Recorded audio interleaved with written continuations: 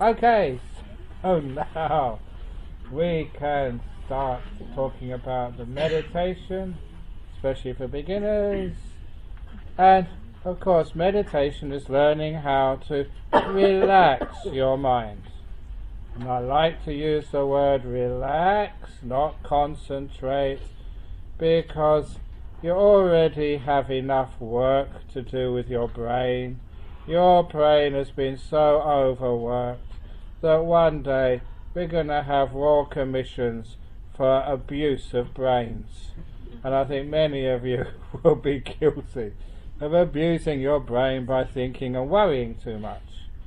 So we learn how to relax our brain, relax our mind, relax our body, and thereby we get this beautiful sense of peace, ease, and also energy comes back. So much of the problems in life come from tiredness. Anger, anxiety, even depression come from a very deep-seated tiredness in life.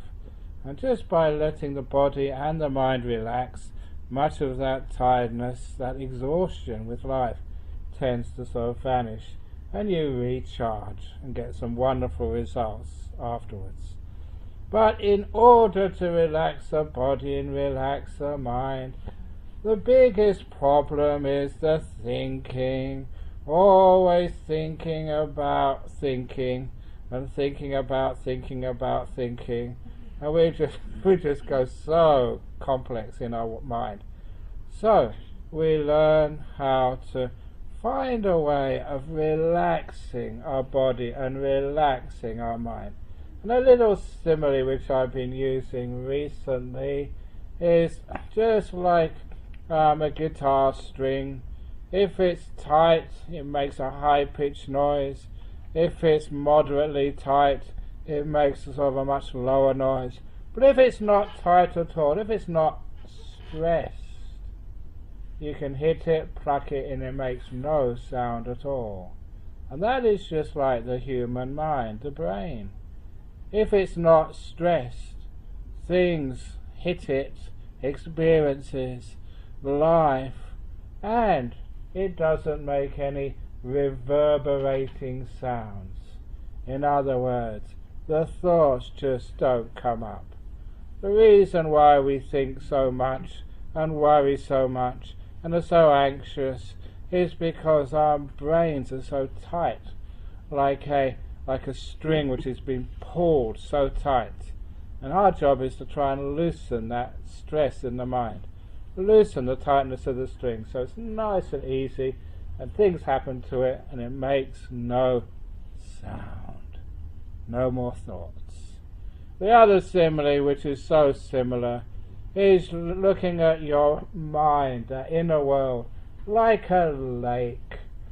And on that lake the waves are the thoughts. So the thoughts, which we usually all we ever see, are just surface phenomena, surface things. They're not really who you are, what's really going on underneath. They're just on the surface. And of course, those waves are only there because the poor lake is being agitated by the wind or something else shaking it. And our job is to not worry so much about the thoughts, but what's underneath them, and calm that down, settle it down. So don't worry about the thoughts. They're just symptoms of a mind which is a bit agitated. And we learn how to calm our mind down. Even just thinking, calm.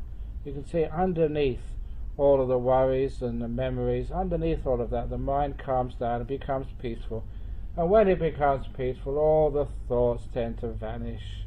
At least they get much less. And then you can come to what we call peace, peace of mind. It's such a beautiful thing to have, and this is actually how you achieve it. So that is the overview of the meditation. Learning how to relax the body, relax the mind, just allow the thoughts just to wear themselves out in the sense of they just, nothing underneath is actually agitating the mind. So no tightness in the string, so it means that everything just fades away and you are peaceful. What do you think it would be like being peaceful? What it means being peaceful is you're just right here, being aware, being in life rather than talking back to it. Because I like the simile of all the thoughts are just like you having a conversation with life, and often it's not what's happening now, talking about what might happen in the future, talking about what happened a long time ago. Instead of being in life, we're just lingering in the past, or just worried and afraid, planning for the future. So we learn how to let those things go, remembering now is the place your future is being made. Right now is the only time you can do anything about your future. So if you're concerned about your future, if it's a big deal what's going to happen next, make sure you put your attention in the present. This is where your future is being made. And also, this will be your past tomorrow morning when you wake up. So if you want to have a wonderful past to remember, make it in the present. So staying in the present moment, just you win both ways. You have a nice past to remember, and you have a beautiful future. So it just makes a lot of sense, and just makes it idiotic to keep worrying about the past, which you cannot change. It's all done and dusted, so we learn how to let it go. Never carry the coffins of the past on your head. Because they are coffins, they're dead moments. Can you imagine a person just walking down the street, this whole pile of coffins piled on their head, not just one, two, all your bad memories, they're dead stuff, for goodness sake, throw it away, let it go. So, that's letting go. Always remember that every time that you think of the past, you're carrying a coffin. Which is actually time for another joke, I think. Did I tell the last time the joke about the Australian lady visiting England? I don't know, but it doesn't matter. Tell us it now. Okay. No, it was one of these Australian women. They were visiting England recently. When you go to England, you go. It's one of the places you have to go and see the old castles. You don't have old castles in Armadale. No, not really old castles. She went to one of these really ancient castles, and got the tour. And you go into those underground parts of the castles. They're really spooky, and every time you walk, the floorboards always creak. And whenever you open a door, that creaks too. All the wind, they're supposed to have good windows, but always goes through the windows, and you hear this.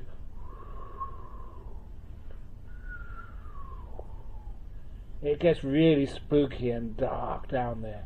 And of course, terrible things happened in those places in the past. So it's really creepy. If ever you want to scare yourself, go into those English castles. And at the end of the tour, the Australian had to ask, the guy, he said, "Have you ever seen a ghost in this castle?" And her guide told her, "Madam, ever since I've been living in this castle, I've never ever seen a ghost." And she said, "How long you been living in this castle?" And he said, 300 years. Not bad. Anyway, so go back to meditation. So don't carry ghosts of the past in your mind. Be scared of them, throw them out, get rid of them. So we learn how to be peaceful, but most of all we learn how to relax. Because that is the trick of being peaceful. Don't have like a tight mind, don't have a tight body, otherwise you touch it and it hurts. Something happens and you keep thinking about it. When you really relax, just these things just pass you by. So how do you relax your body, relax your mind? Exactly the same method. You have to be aware, first of all. It's called mindfulness. It's nothing special. Everybody is mindful, but they're usually mindful of the wrong things. So we'll first of all be aware of your body sitting in your chair. I'm going to guide you. You don't need to take notes or remember this. Except the jokes, remember those. Because at the end, when you go home and people say, "So how did it go today?" Tell them about the meditation, they'll be positive. Tell them about the jokes and say, oh, that's interesting, I'll go there again next week. So, it's true, I give all these talks, and afterwards, just for some feedback, I ask, what do you remember about what I said tonight? And they said the joke. That's what I remember. That's what I give them. Give the punters what they ask, what they want.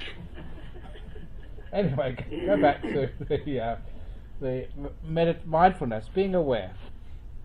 And once you are aware of, you start with your body, you can actually feel just how tight it is, how tense it is, how irritating it is, how painful it is. And then you don't just stay there and just be aware. Do something about it. If you've got an ache or a pain, move your body. If you want to cough, please cough. If you want to scratch, scratch. But don't scratch the person sitting next to you, only yourself, for goodness sake, otherwise you get in big trouble. So in other words, we are mindful enough of our body and we are kind to our body. You know, it's amazing just how many people are just so unaware of their body because they're too busy doing other stuff. Read a book about heart attacks, and the cardiologist who wrote this book said there's no such thing as getting a big heart attack out of the blue. That your heart gives you many signs, many warnings, but the thing is we're too busy to really notice them. We're too busy doing something else. So when the big one comes, it really is a wake-up call. But if you're aware, the body's always telling you what it needs, what to do, and how to do it. So being mindful and sensitive to our own body when we start. And this is not just to get into a nice position of comfort. I take this much, much further and have great results with this. To start, once you get into a good posture, then find one part of your body which is irritating, which is stressed, which is painful, and focus on it.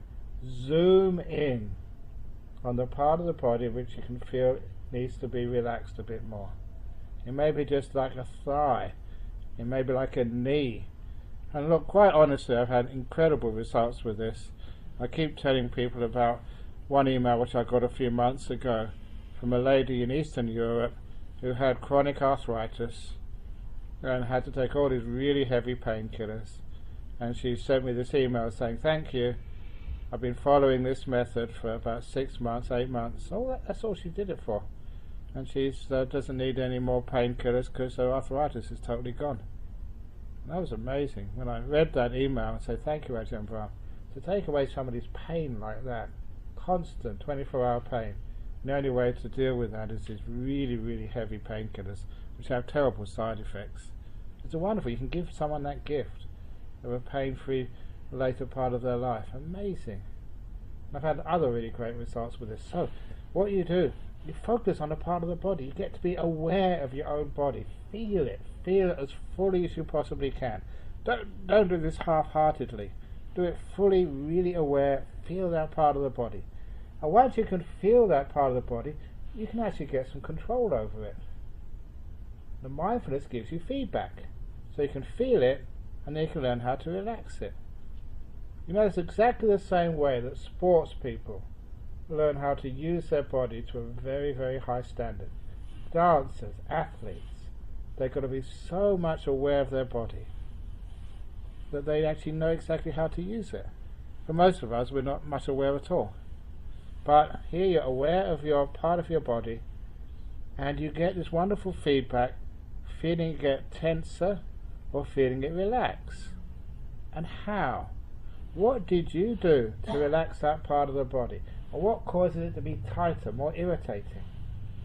And you'll find, as trial and error usually, you'll find it's called letting go, letting it be. That's what relaxes things. You actually feel that. You know, it's an attitude of mind. You may not be too clear what it is at first, but you find the body actually relaxes. The ache in the arthritis ache in the elbows or in the knees, wherever you have it, actually relaxes a little bit. It gets less intense.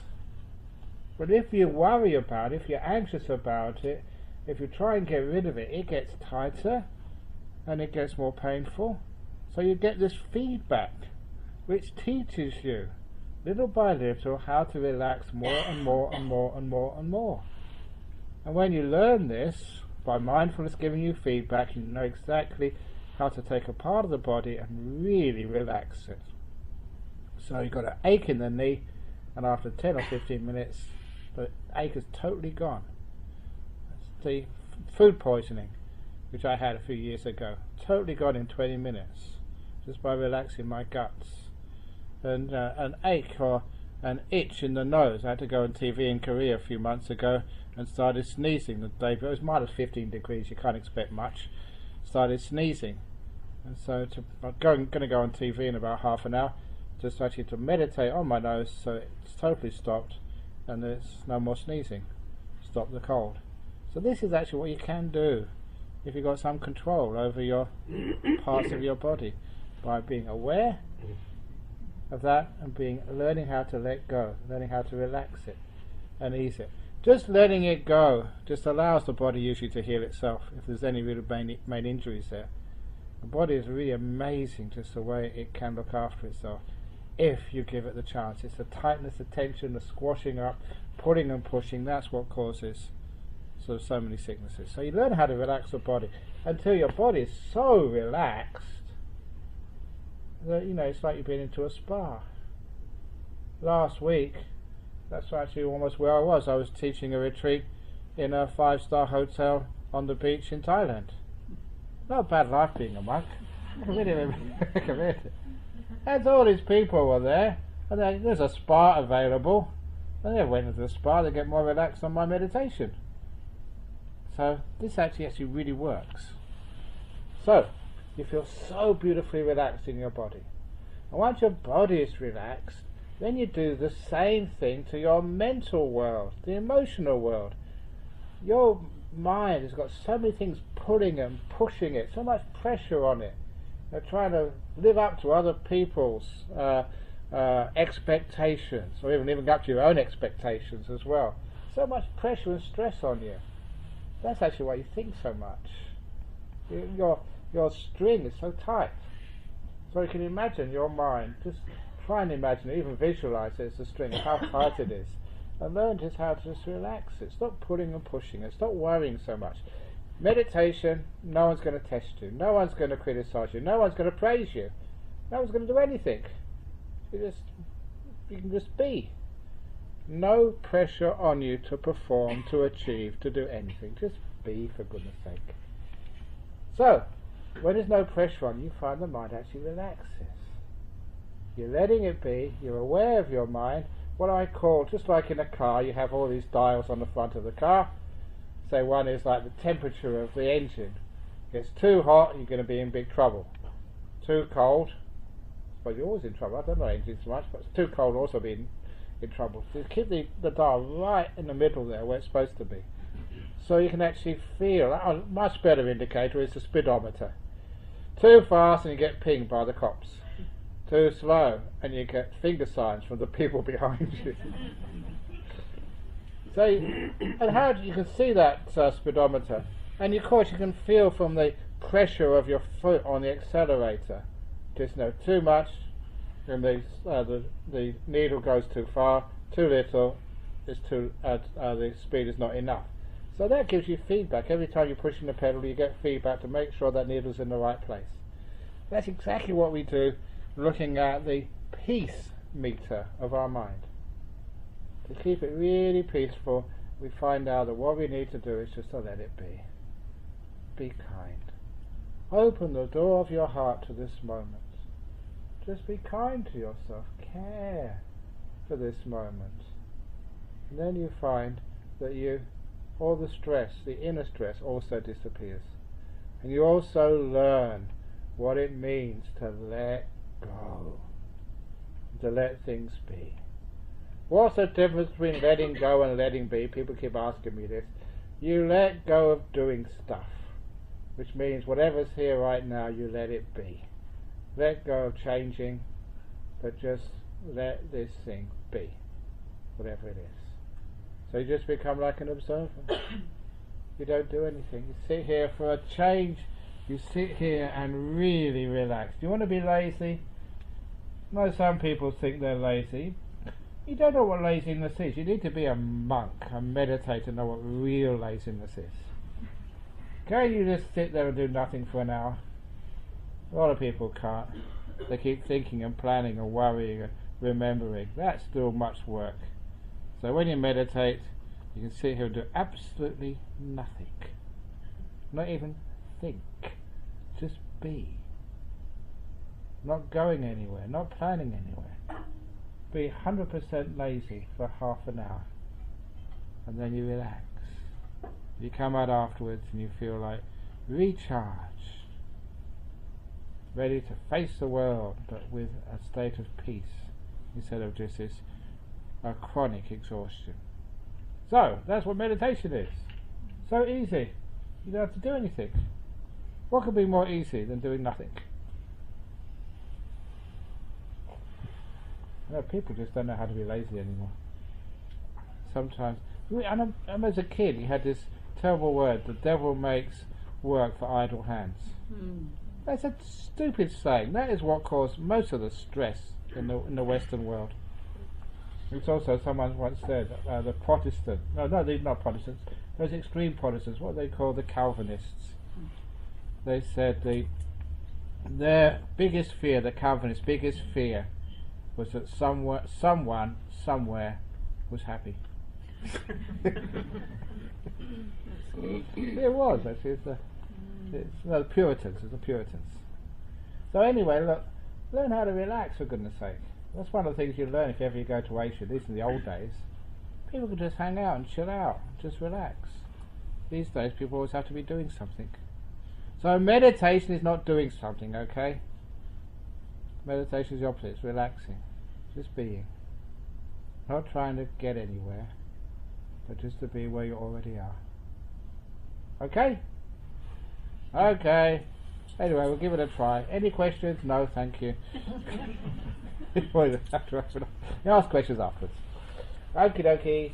So I'm going to go on the floor, because I like being on the floor. I know my place. Okay, do you want the stick next to me? The recorder? Yes, please. Okay, I will take the recorder. I thought you meant you would just send a stick to hit us. Oh, that would be good fun. You can't do that anymore. It's against the law. Because when I was in Hong Kong once, a Chinese monk, I get to know what's going on around the world. A Chinese monk told me that they had one of these Zen retreats in mainland China, you know, with a Zen monk coming around with a stick, whacking people on the back if they started nodding and falling asleep. And he did that to this middle-aged lady. Had her on the back. She immediately got out a mobile phone, turned it on, called the police, and the police came, arrested him and took him away. So you can't do that anymore. Traditions have changed. So don't try that, Rachel, when I'm away. That's also stupid. It's got nothing to do with meditation. Hitting people on the back with a stick. Where did that come from? I don't know. Anyway, that's not going to happen here.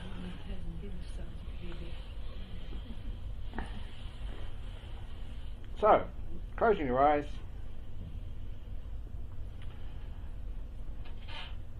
And just relaxing in your chair, trying to get yourself comfortable. Now you think you may be comfortable, but that's not good enough. I want real deep comfort. So, first of all, check your bum. Is your buttocks comfortable on the cushion, if you're sitting on a cushion, or on the chair? Please fidget.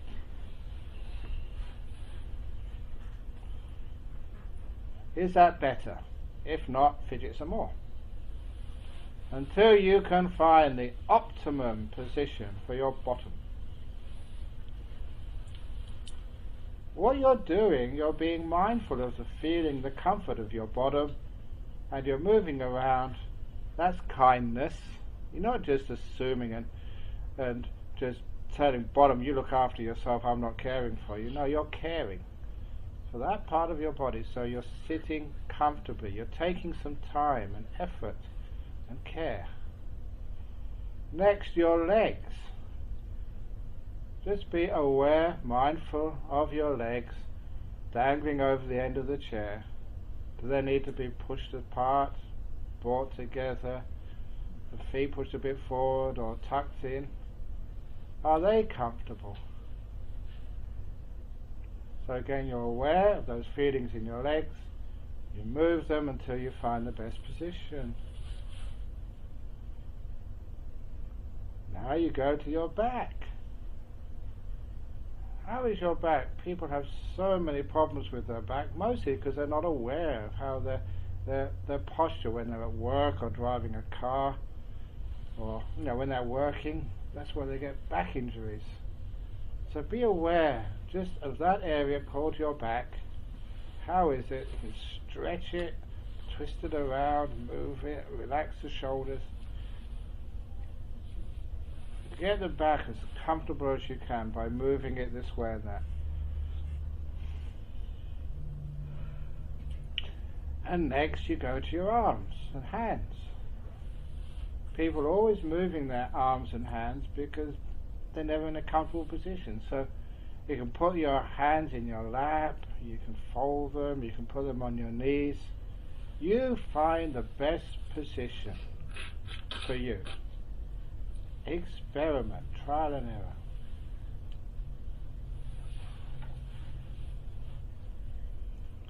And then go to your head. Especially be mindful of the feelings around, the sensations around your eyes, in your forehead, around your mouth. Because those muscles are a very accurate indicator of how stressed, angry, or happy you are. Once you can be aware of those muscles, you can actually just by trial and error learn how to relax them.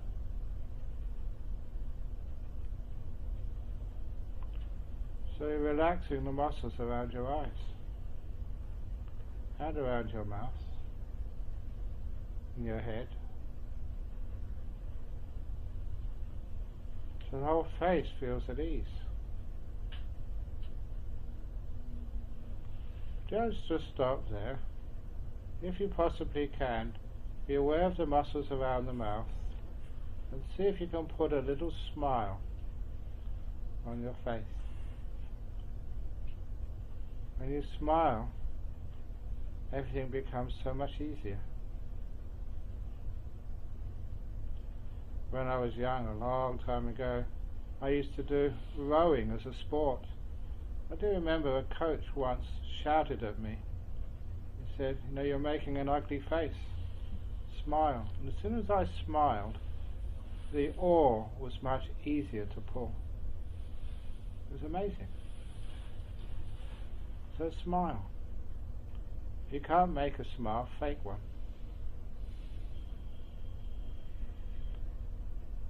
Just check the whole body is in a good posture. Once you think the body is in a good posture, now look through your body to find one area which is a little bit irritated or painful. For me, it is my throat right now. There's some irritation that wants me to cough.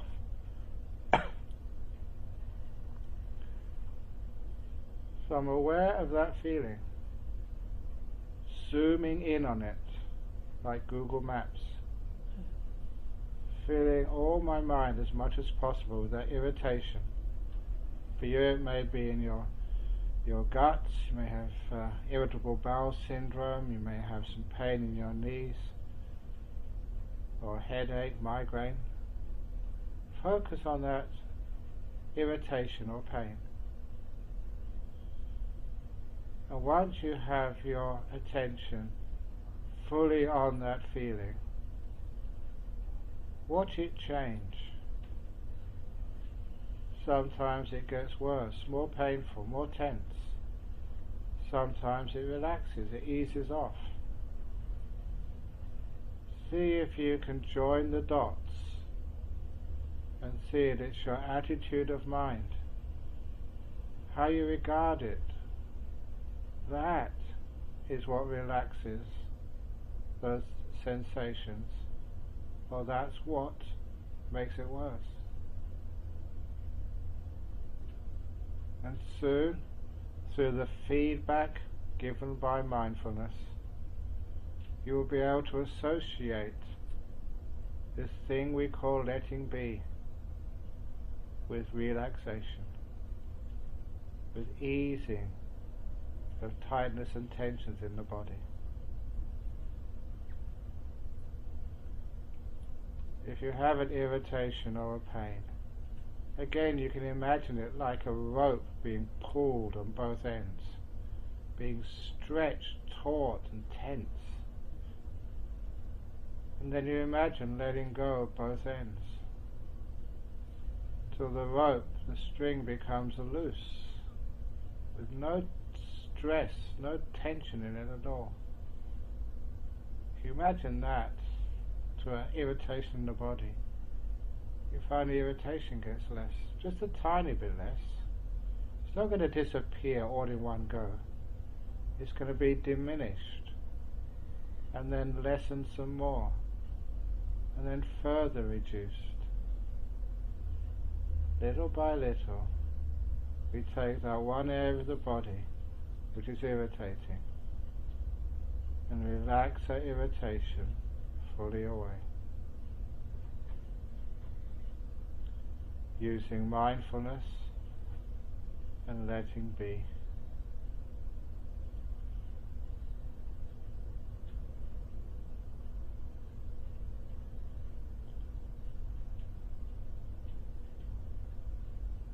It is a work. Keep on experimenting, trial and error, and you soon learn how to relax this irritating part of your body.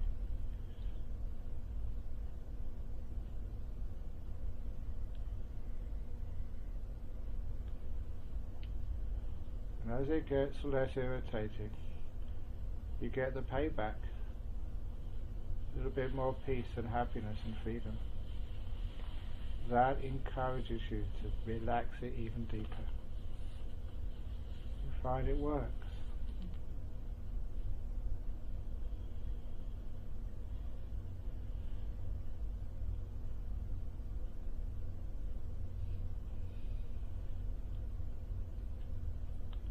And as that irritation starts to disappear, you feel the body relax.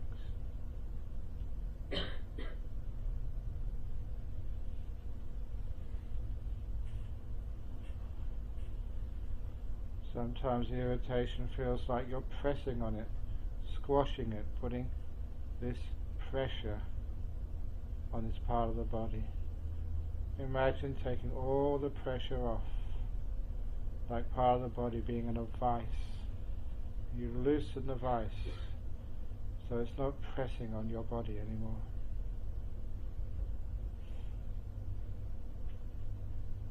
And the irritation, the pain diminishes.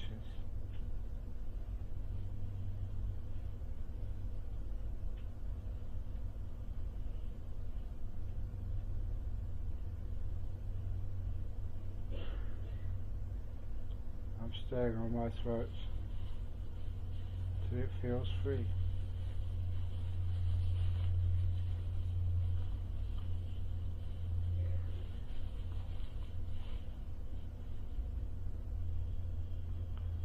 And then once one area has been relaxed, I usually go to at least one more area. Maybe it's your knees or your stomach. Focus on that area. Feel the irritation, the tension, the tightness. Once you are mindful of it, once you have the opportunity to get feedback, to notice the sensation change, see if you can learn how to relax it. Opening the door of your heart to that feeling, being kind to it, being gentle, making peace with it, letting it be, and noticing the feeling become more easy, more comfortable, as the tension dissipates.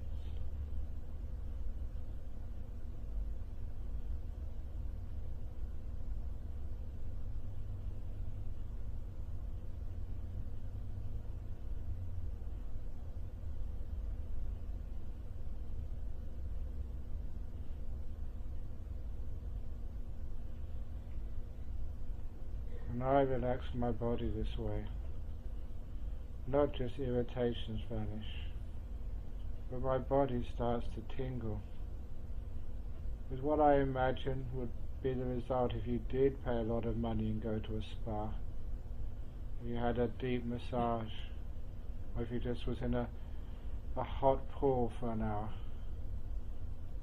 All of the tightnesses, tensions in the body would just open up, and you get so relaxed.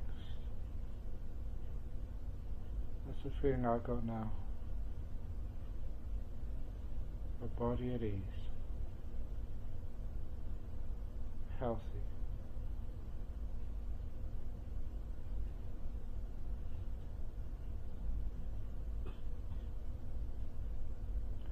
And I just linger with the pleasure, and it is pleasurable, of a relaxed body. Because as I linger with the delight of a body at ease, the ease, the relaxation goes even deeper.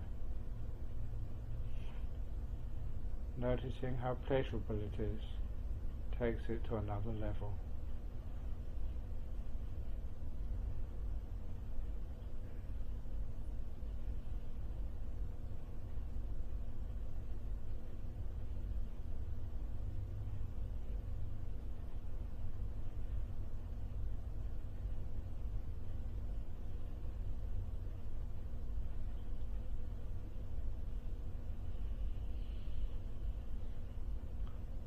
Now my body is as relaxed as I can get it.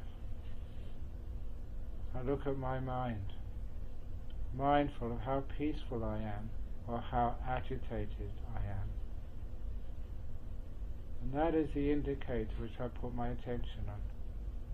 Just like I notice how tense and painful my body might be, how irritated some parts were, I do the same with my mental world. I focus on an irritating part of my mind. I don't notice its particulars, but it's the general stress, the tightness. When I'm mindful of that, I've got some power over it. I can see it change. See my mind become more relaxed or more tense. I get feedback. And I know that what lessens the tightness, the tension in my mind is just letting be, being kind, opening the door of my heart to this moment, making peace with this moment, not war, just being.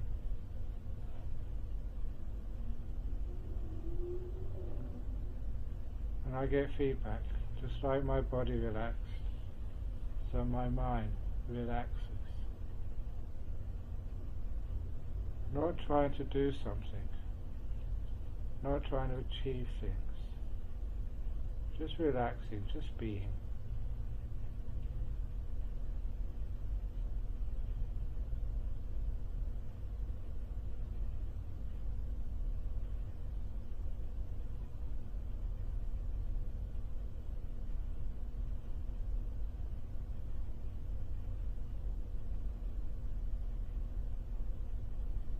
I find my mind getting more tense, it's going in the wrong direction.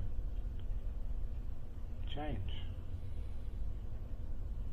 So my mind becomes really at peace, relaxed. It becomes like a string which is not pulled on either end. It's loose.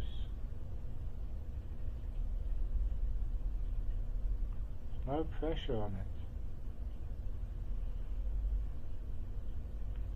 In particular, I notice just how worries of the future keep pulling at my mind, stretching it.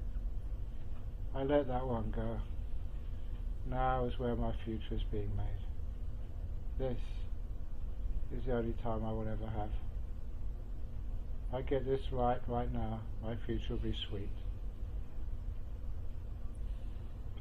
And as the past, I've been dragging that around for too long. Put that down, let that go.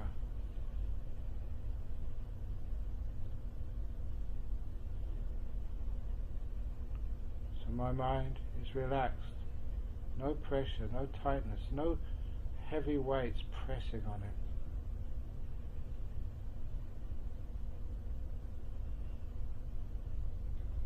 What you're aware of right now is this thing we call peace of mind. Either its absence or its presence, or exactly how much irritation or how much peace. See if you can move more towards peace. You don't have to change anything or get anywhere to have peace of mind. It's just being where you are. Resting for a while. Recharging.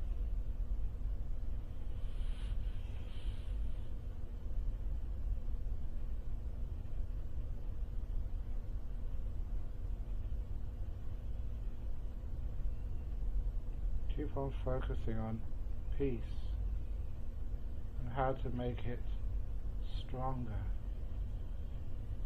Taking off all the tension, the tightness, the force. Just being.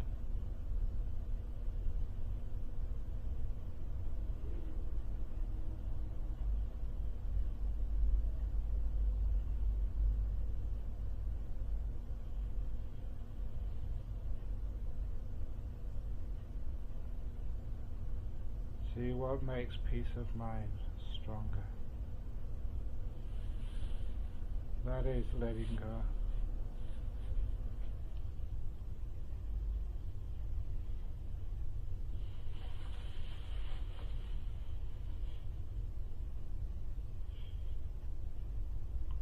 See if you can also notice the pleasure of being peaceful. Sense of freedom.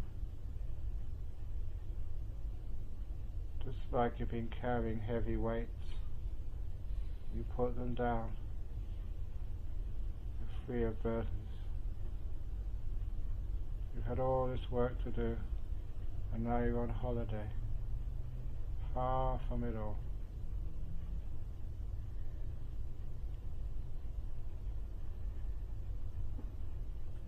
Just being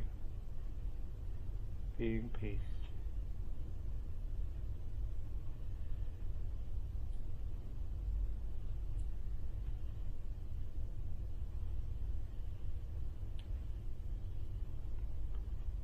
Now if you want to just be aware of your breathing. Sometimes we use that as an anchor to be peaceful. Just know your breath going in and going out. And as you're breathing in, you can breathe in peace. Breathe in more peace.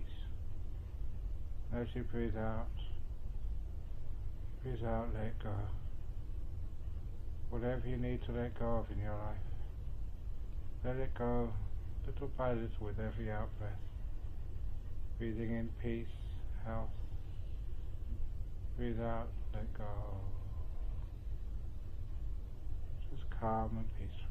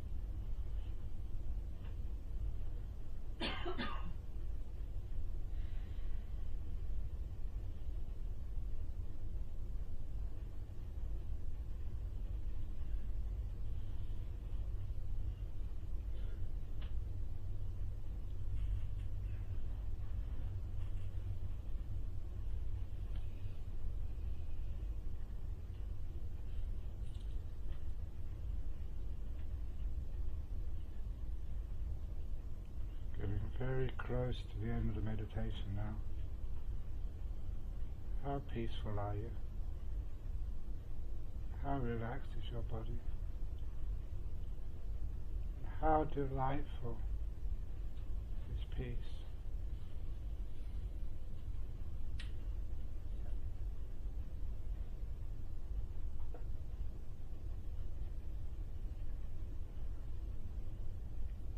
I will now ring the gong 3 times. At the end of the third ringing of the gong, open your eyes to come out from the meditation.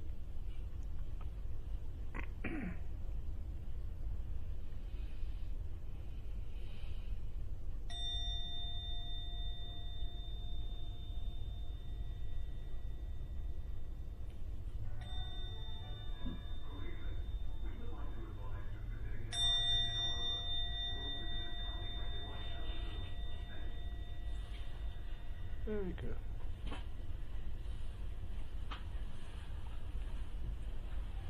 There we go.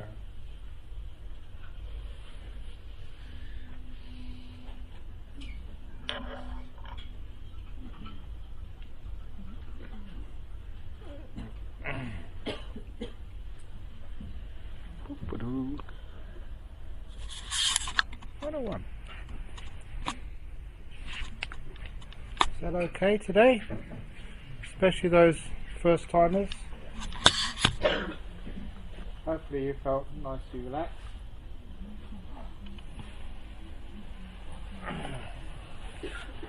Trouble is that sometimes when I teach like this, people get so relaxed they fall asleep. I once was teaching meditation in I think the Casuarina jail, and I always had to have a prison officer with me all times, with about 4 or 5 prisoners. And during the middle of the meditation I heard someone snoring. So I opened my eyes and guess who was snoring? The officer, yeah. And one of my disciples, the prisoners, was almost got his hand on his keys. I called him just in time. The prison officer would have been in big trouble. Anyway, any questions in the back today? None in the box. Okay, we can leave early. So off we go. No, I can't get away that way.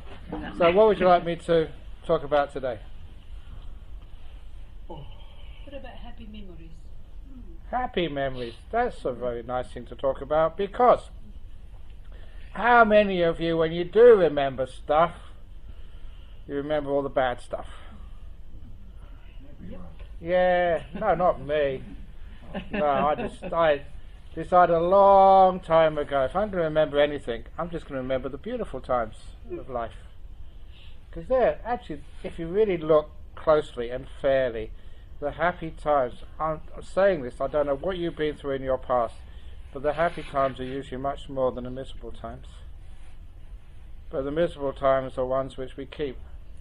It's absolutely ridiculous and stupid. It's just I usually use the simile of the photograph album, because people like taking photographs and they put them in their album, or they put them on their computer these days. And sometimes the really nice ones, they print them out and they put on their wall. And I've been to many people's houses and I've seen their photographs on their wall when they're on holiday in Bali, or when they get married, they have a photograph then, or with their first kids, or you see them, what else do they have? I don't know why, if you manage to graduate from a college, that's always in there.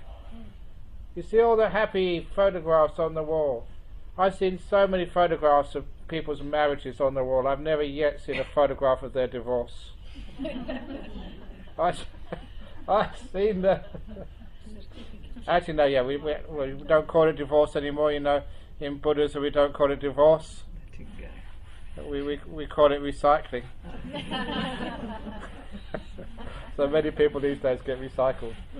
But don't get divorced. Take away the bad words. Change the words and the whole thing gets changed. Well, some of it does anyway. So we don't have divorce lawyers in Buddhism, we have recycling lawyers. Anyway, no, let's go back to happy memories. So, we never have pictures. We have pictures on holiday. We never have pictures of us being stuck in traffic on the way to work. You'll never notice that. We only keep the happy memories. I've never seen a picture of somebody in hospital with all the tubes on them. You know, they don't keep those ones. They keep the happy ones on holiday somewhere. Why do we do that? It's because we want to look at those to remind us of happy moments. And it does work. It does actually uplift us. It makes us feel joy when we look at that past. And as soon as we look at that past, we resonate with the happy memories. It's very psychologically positive. But what do we do when we remember the bad stuff of the past? What happens then is it pulls us down. We get angry, we get upset. It takes away all of our energy, all of our happiness. We just get drained of happiness when we keep remembering the bad stuff which happened to us in the past. And it doesn't really help. I went to business school, this big group of business people in Bangkok. On Tuesday last week. Yeah, I think last Tuesday. That's where I was. And there, no, it's Monday. Sorry, not Tuesday. And there, I was telling people that if you want to have a successful business, when something goes wrong, let it go. Stop thinking about it. When something goes right, then have a big meeting and discuss why it went right and who was responsible for it going right, instead of finding out who's to blame when it goes wrong. Imagine that in sort of some company or business or some office, when you keep focusing all the time on the mistakes and looking for someone to blame. Does that ever help at all? It takes the motivation down, the energy down, the esprit de corps down. Imagine if the Dockers kept on doing that. Why do we keep losing? Why do we forget about that? But when they start winning, they should have a big meeting together and really analyse it. Why did we keep winning the last 3 matches? That's what you've got to really do. Focus on the causes for success, the causes of happiness. And you can only do that by really focusing and remembering the happy memories. So, I tell this I'm responsible to many people getting married. I do their blessings, and so they depend upon me for happy marriages, and I depend upon it too, because if they get into trouble, it's me they come and bother with counselling and asking questions, and it's just too much for me, so I want to get it right first of all. So actually, have you heard about the 3 rings of marriage? Yeah. No, you haven't. There's 3 new ones. Oh, 3 new ones. 3 new ones. So we have 6 now. No, the old ones. They're old. The old ones were the 3 rings of marriage, were the engagement ring, the wedding ring, and the suffer ring. That's the old one. But the new ones are, first one is offer ring, offer yourselves to each other. The next one is the share ring, and the last one is the care ring. Those are the 3 new rings of marriage. Because I learned this when I go overseas and get some of the material from other monks as well. The other thing which I learned, which was really interesting, was when you're in love, when you really care for somebody, you actually speak quite softly to them. When you're in love, you speak softly. Why is that? It's because when you're in love and you care for somebody, you are close together. But when you're upset and angry, you shout at them. Why do you shout? Because when you're angry, you are far apart. You do need to shout. So the reason why we shout at each other is because we move far apart. That's why you shout when you're angry. Anger is actually, you're separated, you're distant from somebody. When you care for someone, you're actually close together. That's actually, you need to speak softly. That's why some monks who come here speak very softly, because they're so kind and they're so close to you. Okay, anyway, that's an excuse. Okay, it doesn't work because you can't hear what the hell they're saying. But anyway, that's an interesting thing. But anyway, going back to sort of the marriage, I say, why is it we spend like a weekend or something, one thing which goes wrong, that's what we remember. And all the other beautiful stuff, the fine stuff, the happy stuff, we just take that for granted. We forget about it. You come late once, and you have to remember that for the rest of the week. Actually, the rest of the life sometimes. It's not fair, is it? Here's an example. These are anecdotes from my life teaching. I was giving a talk in a university in Malaysia. At the end of the talk, this lady put up her hand, question time. Real important question. She respected me and my experience and wisdom, so she asked me this question. She said, my husband this morning, I found out he lied to me. He lied to me. No doubt about it. I can't trust him anymore. Should I get divorced? That's what she asked me. And so, to answer her, I just gathered a bit more information. I said, well, at this university, what do you do? And she said, actually, I'm a maths teacher at this university. And I actually saw my opportunity. I said, how long have you been married? She said, 3 years. So I said, I did maths before. 3 years, 365 days, that's about 1,000 days. So you've been married 1,000 days. And let's, for this argument on statistics, let's assume that on average over the 3 years of marriage, your husband has said 20 things to you every day, on average, which could be right, which could be wrong. That's like a fair assumption. 20 statements which could be right, which could be wrong over the course of your 3 years. Now he's lied for the first time. According to probability theory, 20 things a day he said to you over 1,000 days, that's 20,000 statements he's made, and now he's lied for the first time. According to probability theory, the next time he opens his mouth, there's a 20,000 to 1 chance he's telling the truth. What do you mean you can't trust him? That's pretty. No, if our politicians 20,000 times they told the truth, only one time they'd lied, I'd elect them. I'd vote for them. Isn't that trustworthy? 20,000 to 1. But why is it? One lie, and that's all we remember. You want to divorce them. Give them a break. So one lie doesn't make you untrustworthy. One lie doesn't make you a liar. Well, 2 makes it. 2, okay, very nice. Of course, well, that's still only 5,000 to 1. Oh. Look, if you had a 5,000 to 1 chance of winning the lottery, you buy a ticket. So anyway, so why is it, what it's doing here is focusing on why is it we always look at the bad part of stuff. And why is it we always focus on that? So if you're married, if you're in a relationship, boyfriend, girlfriend, for goodness sake, if something goes wrong in the weekend, forget it, let it go. If something goes right, remember that. Why do you have a wonderful weekend with your partner? Why? Learn from successes. Don't ever sort of worry about mistakes, because the mistakes in life, we let them go. We all make mistakes, but what really motivates us, creates this really bond, gives you a lot of motivation to do better, is to learn from successes. What works, instead of always worrying about what goes wrong. Those are why we get our nice memories and forget about the bad ones. Because the bad ones, it's those ones which just make us break up relationships with others, and also makes us feel terrible about ourselves. We all think we're losers. We all think we're hopeless because we made mistakes, and that's all we really remember. How about remembering the other part of your life as well? A wonderful memory. So sometimes it's so hard to do that. It's just basic psychology which I have to teach and get to know. I never studied anything, just noticed being observant in life. You know that there was this one guy, he felt so bad about himself, true story.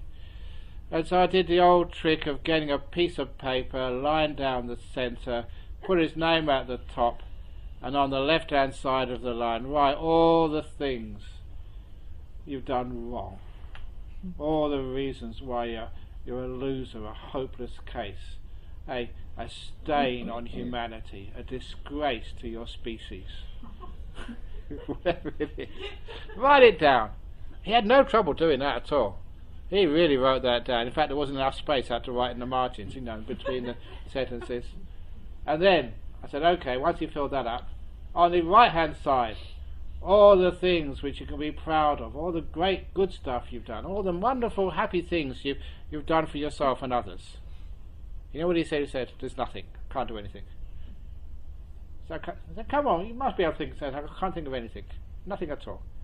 That's actually what it's like when you focus on the mistakes. You just can't see anything else. So I had to prompt him. You know how I prompted him? I said, well, have you got any pets? He said, I've got a cat. Did you feed the cat some money? Yeah, I fed the cat some milk. Put it down. Fed the cat some milk. How long have you been married? I don't need to know. You don't need to have had cancer to be an oncologist. Thank goodness. So anyway, put it down. You put it down. And it's amazing. Once you got that first one, once you get the break, once you start seeing the good in what you've done in the past, once you get that first happy memory, Just like your mind is looking at some other part of you, and once you start, you get something else. And this guy, I had to force him to get the first one down. The second one came easily, and soon he filled the right hand part of the piece of paper up. You know what I did next to him? I said, okay, right, scissors, cut it down the middle. Now laminate the right half and carry it around with you wherever you go. To remind yourself that, in front of me, this is actually what you remembered about yourself, your goodness, your happy memories. Keep that. So whenever you get depressed or angry, upset, get that out, so you can remind yourself of who you really are. If someone was really up themselves, like a Donald Trump, I'd actually get them to do the other half. And they can laminate, the bad part of themselves, just to balance it. But most people don't need that. Most people just need to remember the beautiful side, get some of the happy memories. When you get the happy memories, what you've actually done, and you remember them, and you focus on them, and you learn from them, it's incredible just the effect that has on people's lives. Health disappears. Oh, no, not disappears, health problems disappear. No, health disappears because you have this motivation, this happiness. That is one of the most important things of good health, to have a happy life. And if you're miserable, disappointed because you've had a tough life, of course you get sick. But that happiness does increase the immune system. It does get rid of so many other problems and difficulties in your life. So that's one of the reasons Patch Adams, dressing up as a fairy and going around to people dying of cancer, and some of them actually recovered. Well, I've got to be very careful sometimes when I go to hospital, because I remember going to this hospital once with this woman who had hysterectomy. And it's a very, very difficult operation for a woman. It means your childbearing days are over. You can't have a kid anymore. That's taking part of who you are away from you. So emotionally, it's just a very, very tough operation. So one of the people asked me, they're going through a bit of depression, can you please come and cheer me up? So I went into her room, but the first thing she said was, please, no jokes. Have you ever had a hysterectomy? You've got this big scar over you, and it hurts. But look, if you had a hysterectomy and got a scar, do not invite me. I just can't help myself. So I was telling all these jokes. She was laughing and crying with pain at the same time. I can't help myself, poor girl. But anyway, at least it sort of cheered her up and made her a little bit more. Well, I don't know what last time I told this story. Just this guy used to live in Rollystone, up the road from you, and what's his name? Ted. He was a smoker. Which side of it? Yeah, from Yorkshire. And he was a smoker, and so got cancer. He's an old guy. And in the end, they put him in the hospice. It was actually the Murdoch Hospice. In one of the first patients who went in there. So as soon as they put him in there, I went to see him, and he told me what happened the first day. First day in the hospice, went there to die. And they said to him, so what do you want for dinner tonight? He said, well, I've got high cholesterol, so I can't have anything with oil. I've got hardened arteries, I can't have salt. I've got diabetes, so I can't have any sugar. And the nurse looked at him and said, what the hell are you talking about? You're not going to die of diabetes or cholesterol or a heart attack. You're going to die of cancer. So you can eat whatever you want. And old Ted, really? So he pigged out on all the food which his wife would never ever let him even smell for 3 years. All his favourite dishes, he ate them all. And he didn't worry one bit about the sugar content or the salt or the oil, because he was going to die of cancer instead. And you know what? Absolutely true story. About 7 days later, they released him from the hospice. He got better. He walked out of there. He went back 6 months later to die properly. He got an extra few months. And why was it? Because he was happy. He had all his favourite foods, for goodness sake. So that happiness and joy, happy memories, that actually makes you healthy. Gets you better again. And it's also we learn from those stories, and it means that we just get good health, good happiness, and also we're much nicer people to live with. For goodness sake, how many people have to put up with you? So when you're a little less of a pain in the arse, to other people, that creates happiness for other people, and this is actually how you do that. Just also not just I teach all sorts of people, like pre-marriage, kids, going out with each other. This is a wonderful thing that for teenagers. It's one thing I was never taught when I was a teenager. What I have to do to be attractive to the opposite gender. No, I never said that to you. So what you do. That's why boys do stupid things. They think they're being cool and being attractive, but they're not. And so once I took this youth group. There was about 1,200 of them.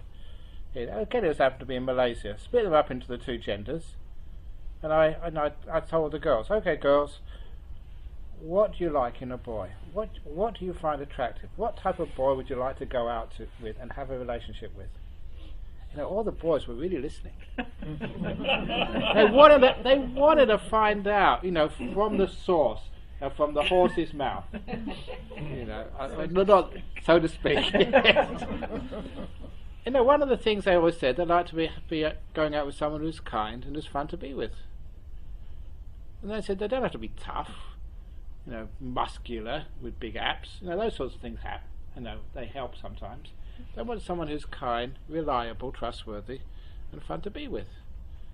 And once I asked the girls, and then I asked the guys, and they came up with the same. You don't have to be hot. You don't have to wear expensive clothes.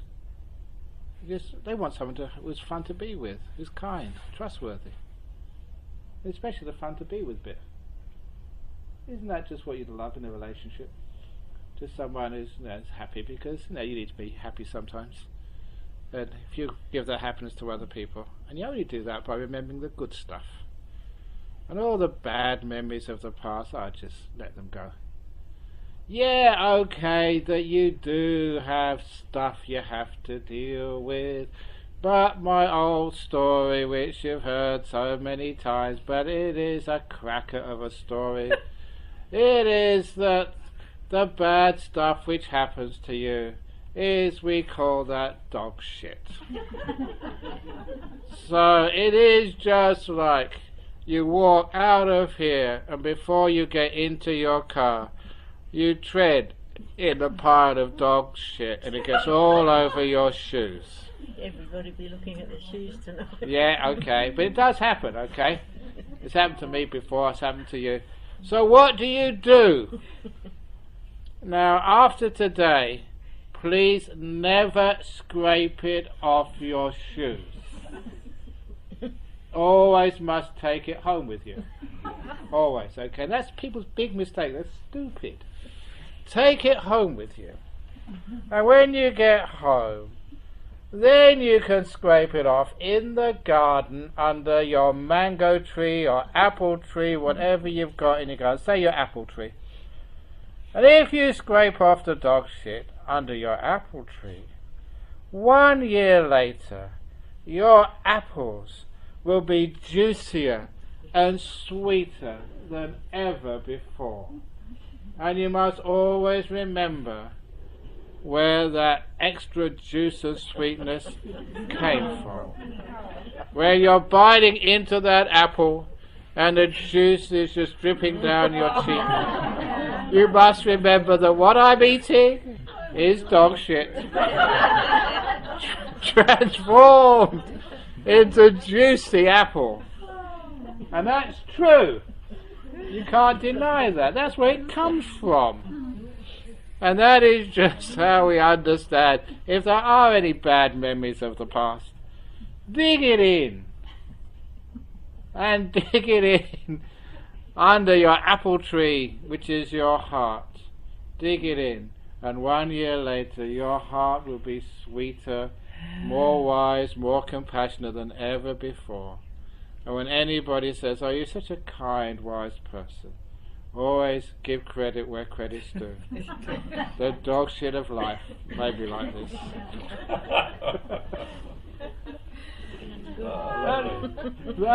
More dog shit the better then. Exactly, yeah. Because that's a fertilizer. So when you do have difficulties in life, you know, if you can't just let it go, at least dig it in, learn from it, and transform it. That's what happens. You know, people actually, instead of getting negative about it, you've got something to learn from this. Become a better person, a kinder person. One of the things is, please give people benefit of the doubt. Don't always be so critical of one another, because I've made mistakes, I've done stupid things sometimes, and I know people have totally misunderstood what I was doing. Just like this time, I don't know how long ago I said this, I made a confession. I don't know if you ever seen, just all these religious figures always getting into mischief, and I thought that honesty was really important. So a few years ago, you know, in public, I made a confession. I said, some years ago, I said, I spent some of the happiest hours of my life in the loving arms of another man's wife. I did. We kissed, we loved each other so much. And she was married to someone else. It was my mother. She was married to my dad. And how many of you thought, oh, that's adultery? So the wonderful hours in the loving arms of another man's wife. Okay, that was absolutely true. We kissed, we hugged, we loved each other dearly. That was my mum. But you know, you add 2 and 2 together, you get 5, and you get adultery, bad monk. Now you can see just how we can totally misunderstand people sometimes. So always give people the benefit of the doubt, give life the benefit of the doubt. It hasn't got it in for you. You know, just life is life, it's there to learn from. And you accept it. When it's a shit, you dig it in. When it's happy times, you remember those. Remember them as much as you can. Write them down. Photograph them if you can. And keep them so that you always got these beautiful things to remember. And then life is always so happy. But just like that guy Ted, you go into the hospice and you're out in 7 days. Get out of here. You shouldn't be in here anymore. Just because he had this happiness of just indulging in his favourite foods. Okay, any questions or comments? I've rabbited on for another half an hour. A few golden oldies and the stories.